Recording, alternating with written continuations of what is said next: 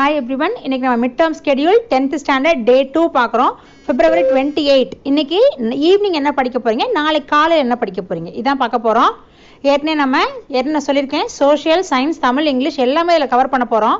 ஆனால் social science Tamil இங்கிலீஷ்க்கெலாம் ஒரு நாள் போதும், மேக்ஸுக்கு மட்டும் நான் 2 நாள் எடுத்துக்கிறேன். ஸோ February 28 வந்து மேக்ஸ் டே. நான் உங்களுக்கு சிலபஸ் கொடுத்துட்டேன். 1 2 3 4 5 8 இருக்குது சரியா. இதை நம்ம என்ன பண்ண போகிறோம்னா டெய்லி 5 hours நான் உங்களுக்கு படிக்க சொல்லியிருக்கேன். ஏற்கனவே 4 hours படிச்சுட்டு இருந்தீங்க, இப்போ 5 hours படிக்கணும். ஃபர்ஸ்ட் அவர் என்ன பண்ண போகிறீங்கன்னா சாப்டர் 1 படிங்க. சாப்டர் 1 ரொம்ப சின்ன சாப்டர். சாப்டர் 2ல் இருக்க 2 மார்க்ஸ் மட்டும் படிங்க. அப்படி முடியல அப்படின்னா செகண்ட் அவர் சாப்டர் 2 படிங்க. புரியுதா? ஸோ சாப்டர் 1 ஃபர்ஸ்ட் அவர், சாப்டர் 2 செகண்ட் அவர். ரொம்ப கம்மி ப்ராப்ளம் தான் இருக்கு. ஏன்னா 2 எக்ஸசைஸ் தான் நம்மளுக்கு கொடுத்துருக்காங்க சாப்டர் 2ல். சாப்டர் 3 பார்த்தீங்கன்னா தேர்ட் அவர் படிங்க. ஓகேவா? ஃபஸ்ட்டு எப்பயுமே இம்பார்ட்டன்ட் கொஷின்ஸ் நான் வீடியோ போட்டுறேன். அந்த வீடியோவை பார்த்துட்டு இம்பார்ட்டன்ட் கொஷின்ஸை எப்பயுமே ஃபஸ்ட்டு படிச்சிருங்க.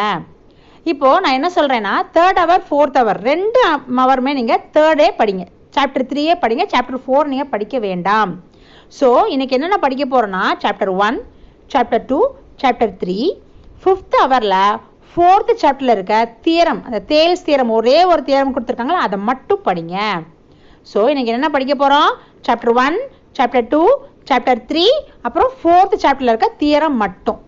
இதை மட்டும் படிங்க. நாளைக்கு என்ன படிக்கணும்னு நாளைக்கு சொல்கிறேன். Okay, bye bye.